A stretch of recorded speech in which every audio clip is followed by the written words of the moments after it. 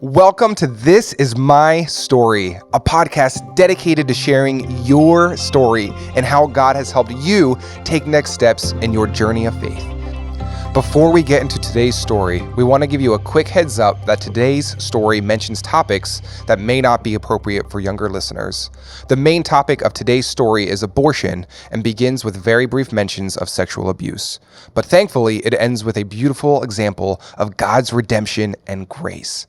Now, let's jump into today's story. So for today, I am here with a very dear tribe member of Victory Church, Joyce, and I am so excited to just have a conversation with her just about some trials that she went through in her life. And Joyce had a time in her life where she had a very dark secret that she didn't know that she'd ever be able to overcome, ever share with anybody. But now, through God's mighty works, Joyce is delivered and she's healed from that hurt and that pain of the past. And today, Joyce is here to share that with us. Joyce, we are so happy to have you with us here today. Hey, yeah, well, I'll tell you, I feel so blessed to be sitting here and having this conversation with you. The Lord had taken me on quite a journey. And there was one specific verse that a pastor here 3 years ago, actually, had said, and it was Romans 8:1. Therefore, there is now no condemnation for those who are in Christ Jesus. And it was sermons on God is greater. And that week, it was on giants. And I had a giant that was in my life from at least 39 years ago. Wow. And I clung to that verse. I don't remember much of the rest of the service, but that verse took me on a journey. That's awesome. Yes. We're excited to hear about that journey of just where the Lord has brought you from. So let's start. Let's start before you got to that time period in your life, Joyce. Mm-hmm. What was it like growing up? What was your childhood kind of like? All right. My parents were actually church planners in Lancaster, and so we went to church a lot. And so, I learned the Bible stories and knew that Jesus loves me.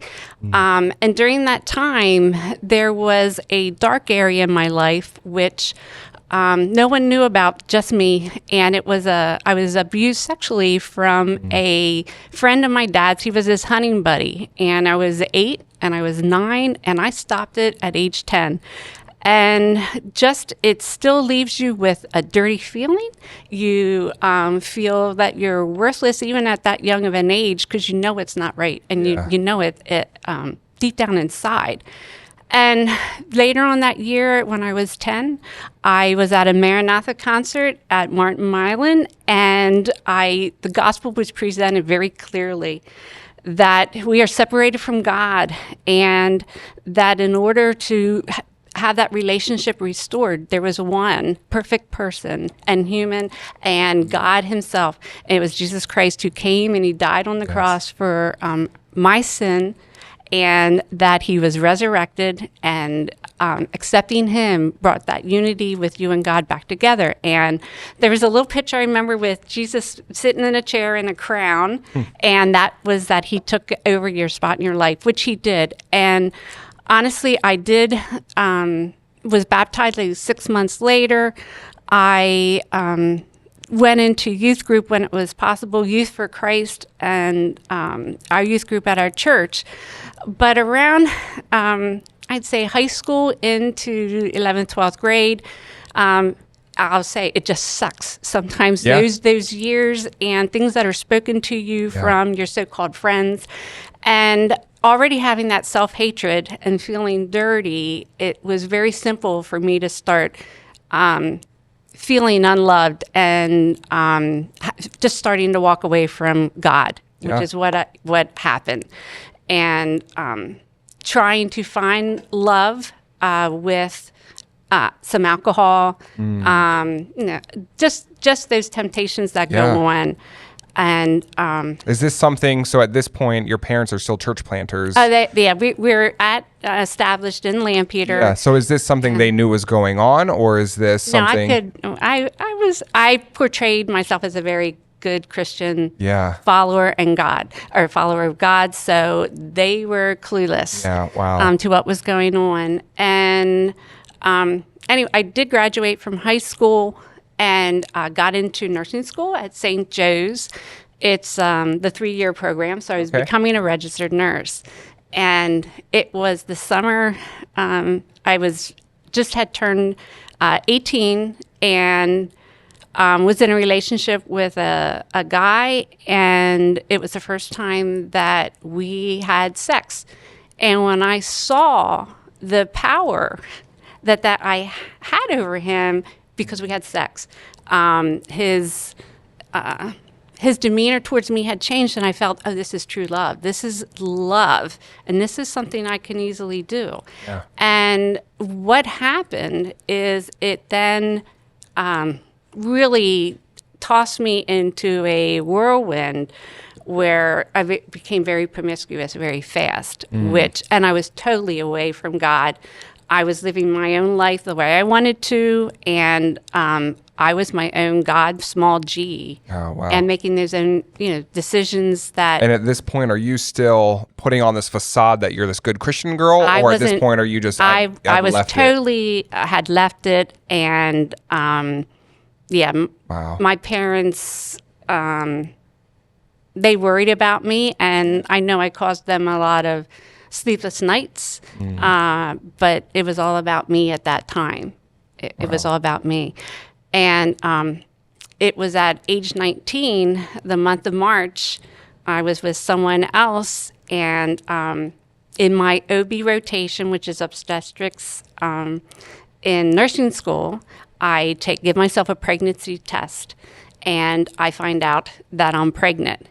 And with the men I was running around with at the time, there was no future. So my mind was made up pretty easily. And when I went and made the appointment, there was one day available. In nursing school, I was at St. Joe's, which is a Catholic school. They had the day that they had off in April was Good Friday. Okay. And that is where not only, well, I'll go on. So going up to the facility, I had already made up my mind that it had to be done quickly because in my head I could justify it that a child with at 5 weeks didn't actually have an audible heartbeat. And there's I knew everything about the baby. Yeah. But in my mind, I just made it into a thing and had the procedure done. And as the procedure was going on, I'm there talking to God, saying, forgive me, Father, and making bargains with him. And then, talking to Christ, because this is the day that earlier, less than 2,000 years, he was on the cross dying for my sins. And Lord, again, forgive me. And before my conversation was done with him, the nurse who was there or the technician said, hey, you're all done.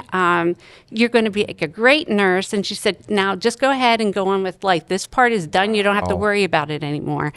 And, you walk out the door and it's like, I'm like, wait, what did I just do?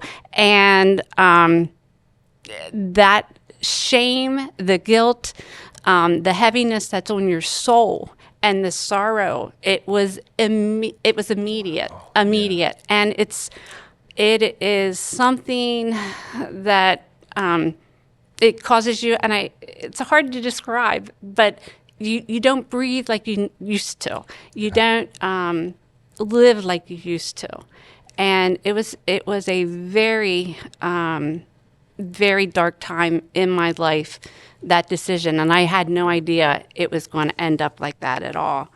Wow. So this happens. What did you do next? Do you tell people? Like, what kind of mental space were you in after this? After this was done, I did a lot of soul searching within myself, and the one thing I had said, I'm settling down. I can't do this again. And so the promiscuity, whatever the word, it stopped. Yeah. It stopped. And I ended up, my husband, who I have now, he knew about it because he was a dear friend at the time. And so we started dating, and eventually we're actually celebrating our 40th anniversary. Wow. Yeah. Congratulations. Yeah. So, I mean, he was, he walked along me during most of this journey. Yeah. But I definitely, like, tried to live a more holy life. Yeah. And I, did soul searching, and I'm like, Lord, I do want to change. And that was one aspect that I definitely did. Yeah. But still the guilt that I felt, and the shame that I have felt, and the self-hatred that I had for me, that I started kind of boxing up. And along with that, building layers and layers, because you can't function that way. Yeah.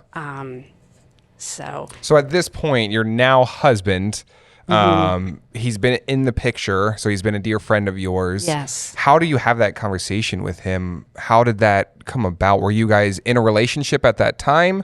How did it come about that he's somebody you were able to confide in? Yeah, we were very close friends. We had actually dated a little bit before, just briefly. And he was very understanding, and it was non-judgmental about it.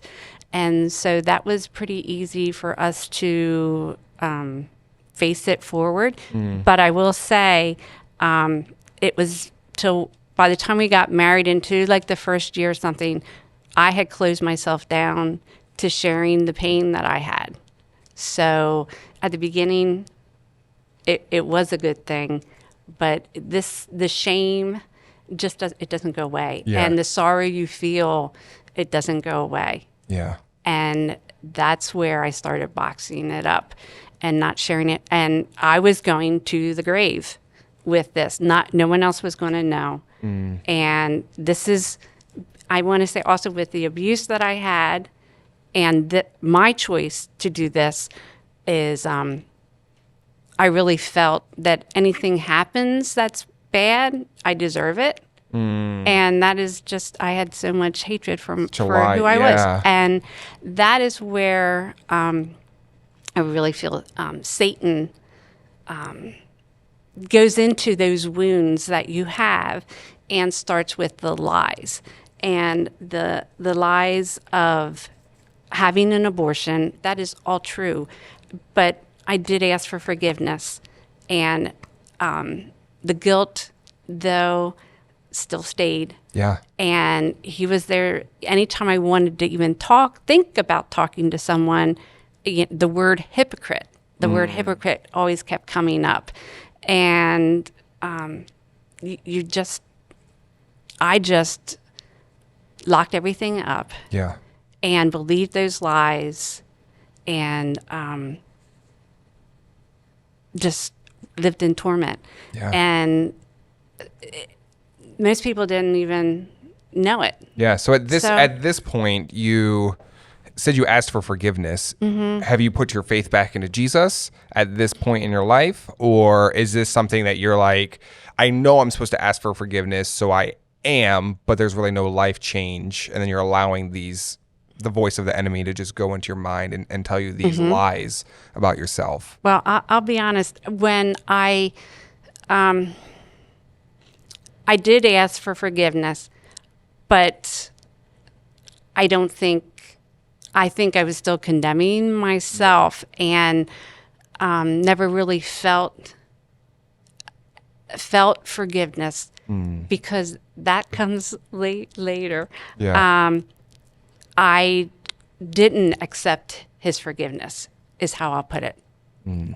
It's something that, and that's part of Satan lies, where I didn't feel worthy of it. And I wear this little penny thing that says worthy, because it's a reminder to me that I am worthy of his love and his grace and mercy. And so I know I asked for forgiveness, but I did not accept it. Yeah. And that is, so I can't say I ever moved past the abortion. Yeah.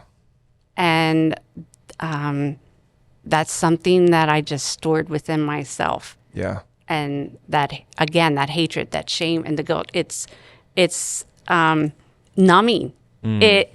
You get to the point where you don't want to deal with things. And I could live my life on the outside without anybody really knowing what was internally going on within me. Yep. So you're at this point in your life where you've asked for forgiveness, but you're still really struggling with it. What were some things that you had done then to try to make yourself feel better about that situation then? Yeah. So after my husband and I got married, circumstances took us out to Cincinnati, and I was a registered nurse by now. And the job that I took was working with NICU children. It's not anything I would ever see myself doing, but that is something I did. And being around little peanuts that weigh a pound or two in your hand, whether it was me trying to earn points with God or if God was using it to heal me, but I took care of those little kiddos like they were my own. And it was a remembrance there of the baby that I gave up. And so each one of those little peanuts was so special to me. And I took wonderful care of each one of them and the parents. So that is one thing. Secondly, when we came back, my kids, I did everything possible as a parent. We all make mistakes, but I really gave it my all with them and was around a lot. I worked very part-time or none at all.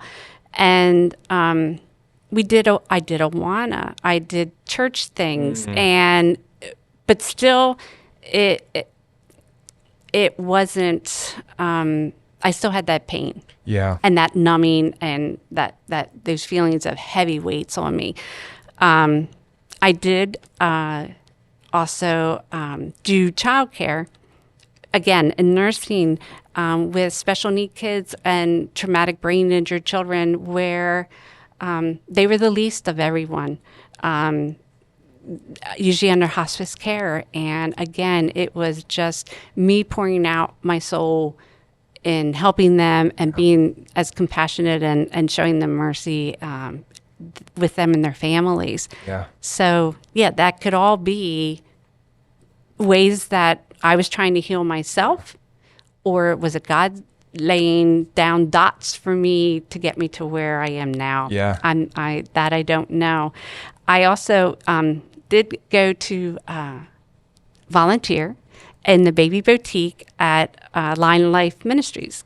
And that was a big step for me because having like more of a view of children being at conception. Yeah.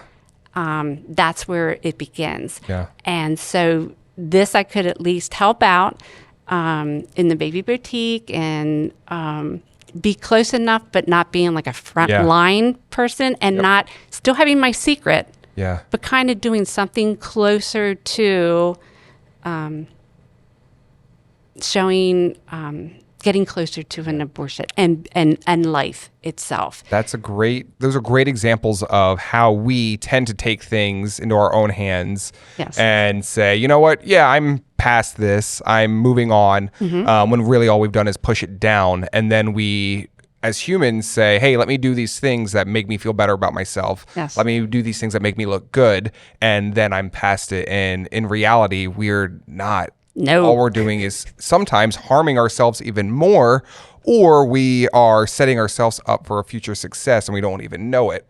But Joyce, what a story you have so far, and thank you for sharing this with us.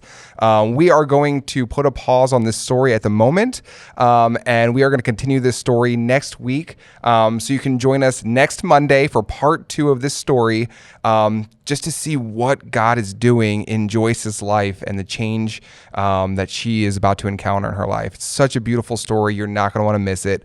Thank you for tuning in today. Joyce, thank you for being with Oh, us you for bet. part one. Yes. And we hope you See you guys next have a week. great week. See you next week. Be blessed. And bye-bye. Thank you for joining us on this episode of This Is My Story. Hearing these incredible accounts of God's work in our lives reminds us of the enduring power of faith. If you've been moved by these stories, don't forget to subscribe on your preferred podcast platform and on YouTube. And don't forget to share the inspiration with others who might need it. This Is My Story is recorded at Victory Church in the heart of Lancaster County, Pennsylvania. You can learn more about This Is My Story and Victory Church in the show notes. Thank you for listening and be blessed.